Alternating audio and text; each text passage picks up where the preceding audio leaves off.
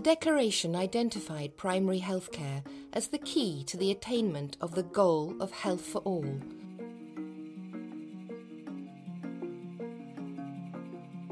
Health is the foundation for peace and prosperity. Investments in health are investments in society. They save lives and benefit economies through improved productivity. Health investment will bring you economic progress and will bring you more wealth. Primary healthcare is a people-centered approach to health that makes prevention as important as cure.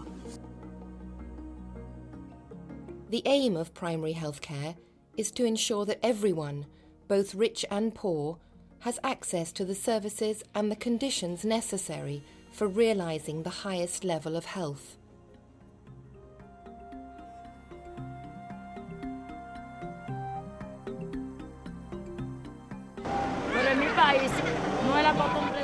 It's only when someone gets sick that they go to the doctor. The largest portion of the population will get no preventative care. They would not go to the doctor unless they were sick.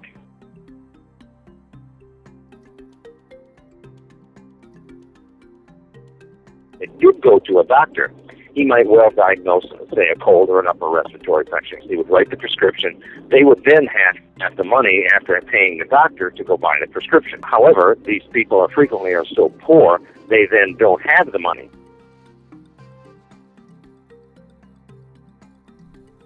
We can go to the hospital for free, but cannot buy the medication for our illnesses.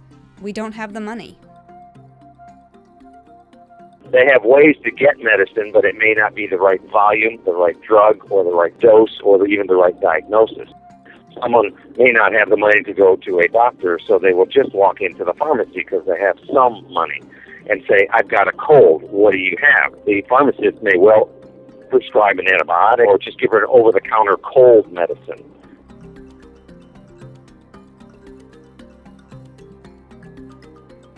Primary health care is essential health care, made universally accessible to individuals and families in the community through their full participation and at a cost that the community and country can afford to maintain at every stage of their development.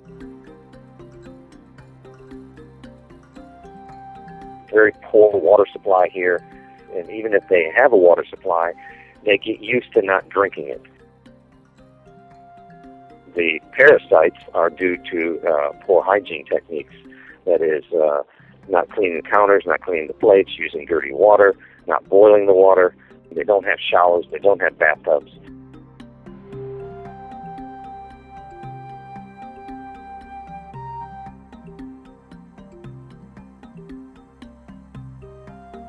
A primary healthcare approach is the most efficient, fair, and cost-effective way to organize a health system.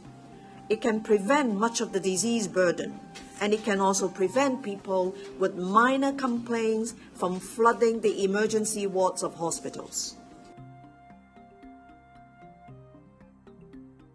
She goes almost every month to the hospital because her kids, they get sick. They get sick a lot.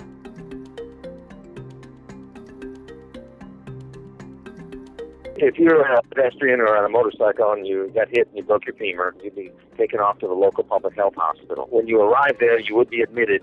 They would then tell you the process that was needed. So they would write you a script, a prescription for all the things required for that surgery. That is, you need this plate specifically with these screws. They would write that all down and send you to the capital to purchase those at a specific location. If you did not have the money, eventually, in a week or two, they would discharge you from the hospital with your fracture still broken and unset. Primary health care forms an integral part of the country's health system, bringing health care as close as possible to where people live and work.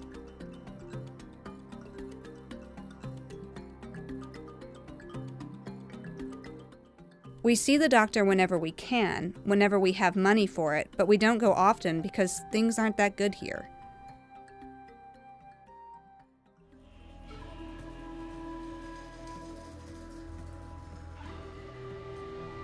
Decades of experience tell us that primary healthcare produces better outcomes at lower costs and with higher patient or user satisfaction. What we are seeing is that health systems are not performing as well as they could.